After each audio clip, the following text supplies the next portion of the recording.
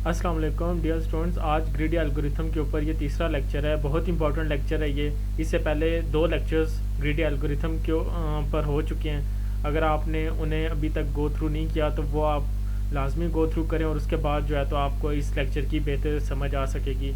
तो first lecture में मैं ब्रीफली बस आपको ओवरव्यू दे दूं कि फर्स्ट लेक्चर में हमने अंडरस्टैंड किया था कि ग्रीडी एल्गोरिथम कौन सी प्रॉब्लम्स को सॉल्व करता है, और हमने बात की थी कि ग्रीडी एल्गोरिथम ऑप्टिमाइजेशन प्रॉब्लम्स को सॉल्व करता है। और ऑप्टिमाइजेशन प्रॉब्लम्स कौन सी होती हैं? वो प्रॉब्लम्स जिसमें बेसिकली मैक्सिमम या मिनिमम रिजल्ट्स रिक्वायर्ड हो या डिमांड किया जाए, तो हम कहते हैं कि those problems are called as greedy, those problems are called as optimization problems. और greedy algorithm basically optimization problems को सॉल्व करने के लिए हम यूज़ करते हैं। ग्रीडी एल्गोरिथम के अलावा डायनेमिक प्रोग्रामिंग को भी हम यूज़ कर सकते हैं, और वो हम इंशाल्लाह नेक्स्ट लेक्चर में डायनेमिक प्रोग्रामिंग के बारे में पढ़ेंगे कि हम उसको कैसे यूज़ करेंगे।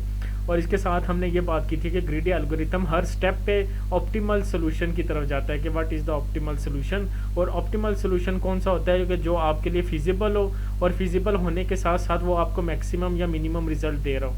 ठीक है जी। और अगर किसी प्रॉब्लम में आपको मैक्सिमम रिजल्ट चाहिए तो वो मैक्सिमाइजेशन प्रॉब्लम कहलाती है, और अगर किसी प्रॉब्लम में आपको मिनिमम रिजल्ट चाहिए तो वो मिनिमाइजेशन प्रॉब्लम कहलाती है। ठीक है जी। तो हम अब मूव करते हैं अपने आज के लेक्चर के ऊपर, जो कि है जॉब सीक्वेंसिंग विद डेडलाइंस। अच्छा जी। तो इसमें हम एक प्रॉब्लम को सॉल्व करते हैं, जो क्या है कि schedule the following jobs to get maximum profit within the deadline constraint. ठीक है जी। तो इसमें हमें total number of jobs given है, जो कि यहाँ पे n इज इक्वल्स टू 5, और यहाँ पे जॉब 1 गिवन है, job 2, job 3, job 4 and job 5। Let suppose there are 5 persons जिनको बेसिकली कुछ जॉब्स या काम असाइन किया गया है कि आपने इन कामों को करना है, और हर जॉब से रेलेवेंट जो प्रॉफिट है वो भी बता दिया गया कि दिस इज जॉब 1 का रेलेवेंट प्रॉफिट कितना है, 20 है, जॉब 2 का कितना है, जॉब 3 का कितना है, और जॉब 4 का जो प्रॉफिट है वो है 5। ठीक है जी। अब इसके बाद हमें ये भी बता दिया गया कि जॉब 1 की डेडलाइन कितनी है। डेडलाइन यहाँ पे बताया गया है कि 2। उसके बाद जॉब 2 की डेडलाइन भी बता दी गई है। J3 की डेडलाइन क्या है, 1। डेडलाइन का मतलब है कि जॉब 1 जो है तो फॉर 2 आवर्स के लिए हम जॉब 1 को थोड़ी देर के लिए वेट करवा सकते हैं। ठीक है। अब हमने एक चीज़ इसमें बहुत इंपॉर्टेंट है कि जो आपने माइंड में रखनी है, जो ये स्टेटमेंट है कि assume that there is a machine on which each job takes 1 unit. ठीक है जी। हमारे पास एक मशीन है, उसी मशीन के अंदर हमने इन सारी जॉब्स को रन करना है, और जितनी भी ये जॉब्स हैं J1, J2, J3, J4, J5, ये सारी रन होने के लिए इन सब को 1 यूनिट चाहिए, और 1 यूनिट को आप अज्यूम कर सकते हैं कि 1 यूनिट इज इक्वल टू 1 और। ठीक है जी। और इन डेडलाइंस का ये मतलब है कि जॉब 1 जो है वो 2 आवर्स के लिए वेट कर सकती है जॉब कंप्लीशन के लिए, और J2 वो भी 2 आवर्स के लिए वेट कर सकती है। J3 1 और वेट कर सकती है, 1 आवर से ज़्यादा वेट नहीं कर सकती। J4 3 आवर्स वेट कर सकती है, 3 आवर से ज़्यादा वेट नहीं कर सकती। तो इन डेडलाइन से हमें पता चलेगा कि हमारे पास टोटल नंबर ऑफ आवर्स कितने हैं जिनके अंदर हम इन जॉब्स को रन कर सकते हैं। तो आपने इसमें देखना है कि सबसे मिनिमम वैल्यू जो है वो 1 है, और मैक्सिमम वैल्यू है वो 3। तो मैंने क्या करूँगा, मैं 0 से 1 स्टार्ट करूँगा, 0 से स्टार्ट करूँगा, और यहाँ पे 3 तक जाऊँगा, जो मेरे पास एक जो है तो मैक्सिमम वैल्यू है। ठीक है जी। तो यहाँ से हमने हमारे पास एक मिनिमम पता चल गया कि 1 से हमने स्टार्ट करना है और मैक्सिमम 3। तो हमने अब एक इंटरवल डिज़ाइन करना है कि जैसे 0 to 1 टोटल हमारे पास कितने आवर्स हैं, 3। तो 0 से 1 फर्स्ट आवर हो जाएगा, 1 से 2 सेकंड आवर हो गया, और 2 से 3 थर्ड आवर हो जाएगा। अब हम 1 by 1 इन जॉब्स को एवेल्युएट करेंगे कि कौन सी जॉब को हमने एग्जीक्यूट करना है और किस जॉब को हमने इग्नोर करना है। तो सबसे पहले हम J1 को देखेंगे। J1 को जब हम थोड़ा सा एवेल्युएट करेंगे, इसमें एक बात आपने देखनी है कि जितनी भी जॉब्स के ये प्रॉफिट हैं ये डिसेंडिंग ऑर्डरली जो है तो अरेंज है। तो हाईएस्ट प्रॉफिट जॉब्स को हम जो है तो नॉर्मली पहले यहाँ पे ले रहे हैं। तो J1 की जो जॉब है वो बेसिकली 2 आवर्स वेट कर सकती है। तो मैंने क्या किया, J1 को ये जो उसका टाइम फ्रेम था, जो टाइम स्लॉट है वो मैक्सिमम 2 घंटे तक वेट कर सकता था। तो हमने उसे क्या किया, J1 को स्लॉट जो है तो असाइन कर दी 1 and 2। ठीक है जी। क्योंकि हमें J1 जो था वो मैक्सिमम कितना वेट कर सकते हैं, 2 आवर्स तक। तो हमने उसे 1 से 2 जो आवर्स था, ये स्लॉट हमारे पास क्योंकि एम्प्टी थी, तो हमने उसको यहाँ पे मेंशन कर दिया कि दिस इज़ J1। उसके बाद हम जो है तो J2 में आएंगे। J2 की हमने बात की तो J2 का जो टाइम, वो J2 भी कितना वेट कर सकता था, मैक्सिमम 2 आवर्स तक। और जब हमने यहाँ पे देखा कि यहाँ पे तो ऑलरेडी हमने ये जो 1 से 2 टाइम स्लॉट था ये तो हमने J1 को असाइन कर दिया है, तो हम क्या करेंगे, J2 को 0 से 1 टाइम स्लॉट असाइन कर देंगे, ठीक है।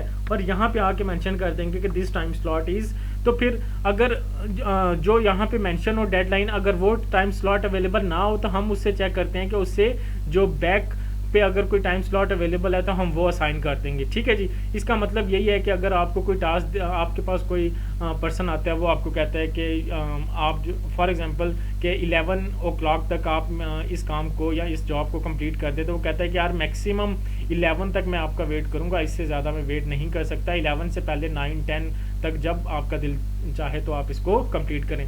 तो इसलिए जो पहले स्लॉट अगर अवेलेबल होगी तो हम उसको वो असाइन करेंगे।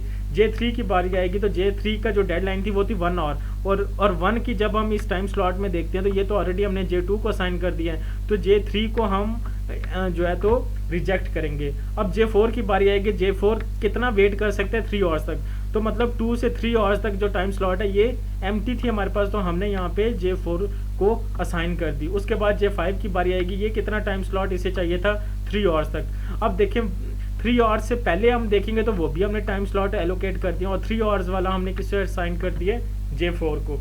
तो इसलिए जो J5 होगी इसको हम क्या करेंगे, रिजेक्ट कर देंगे। अब हमें ये J2, J1 और J4 के जो टाइम है, जो प्रॉफिट है, वो हमें टेबल में गिवन है 20, 15 एंड 5, जो कि बनता है 40। तो this 40 is the maximum profit. ये है बेसिकली मैक्सिमम प्रॉफिट है कि जिसको जो हमें इस जॉब स्केजुलिंग से मिलेगा। इसके बाद इसी जॉब स्केजुलिंग को अगर हम टेबुलर फॉर्म में अंडरस्टैंड करना चाहें तो ये हम एक दफ़ा दोबारा इसको अंडरस्टैंड कर लेते हैं। ये तो आपके पास वही जॉब्स गिवन है, आपके पास ये प्रॉफिट्स गिवन है, प्रॉफिट के साथ डेडलाइन गिवन है, और यहाँ पे जॉब कंसीडर्ड हमने इन सारी जॉब को हमने क्या करना है, कंसीडर करना है। और यहाँ पे टाइम स्लॉट गिवन है कि किस टाइम स्लॉट के अंदर हमने जॉब को एग्जीक्यूट करना है। तो फर्स्ट तो प्रॉफिट क्या होगा, सब 0 होगा। उसके बाद हमने J1 को एवेल्युएट करना है। J1 का टाइम स्लॉट क्या था, अगर हम यहाँ पे देखें J1 का टाइम स्लॉट है 1 से 2 तक, तो मैंने यहाँ पे मेंशन कर दिया 1 एंड 2। और हमने सोल्यूशन में हमारे जो सीक्वेंस बनेगा J1 आ गया, और J1 का प्रॉफिट कितना था, 20। इसी तरह J2 की अगर हम बात करें तो J2 को हमने किस टाइम स्लॉट में रखा था, 0 एंड 1। तो मैंने क्या किया, ये 0, 1 को इसके साथ ऐड कर दिया, और ये 1, 2 तो फर्स्ट J1 का साथ आ रहा है, और उसका जो प्रॉफिट है वो हमने उसमें ऐड कर दिया।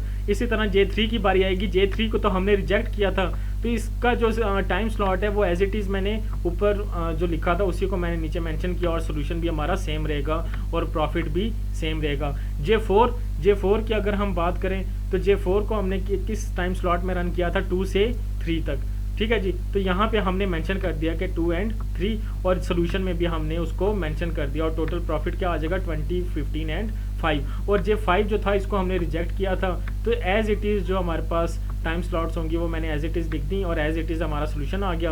और ये जो 40 है ये बेसिकली आपका मैक्सिमम प्रॉफिट है with in the constraints of deadlines.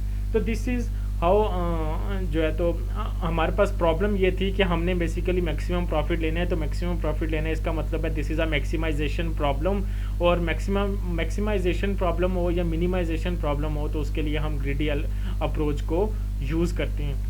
तो आई होप कि आपको इसका थोड़ा सा अंडरस्टैंडिंग हुई होगी कि आपने इसको कैसे सॉल्व करना है। इसके बाद एक एक्सरसाइज है जॉब स्केजुलिंग की, डेडलाइन की, इसमें भी हमने यही काम करना है। आपके पास 7 जॉब्स अवेलेबल हैं, प्रॉफिट एंड डेडलाइन।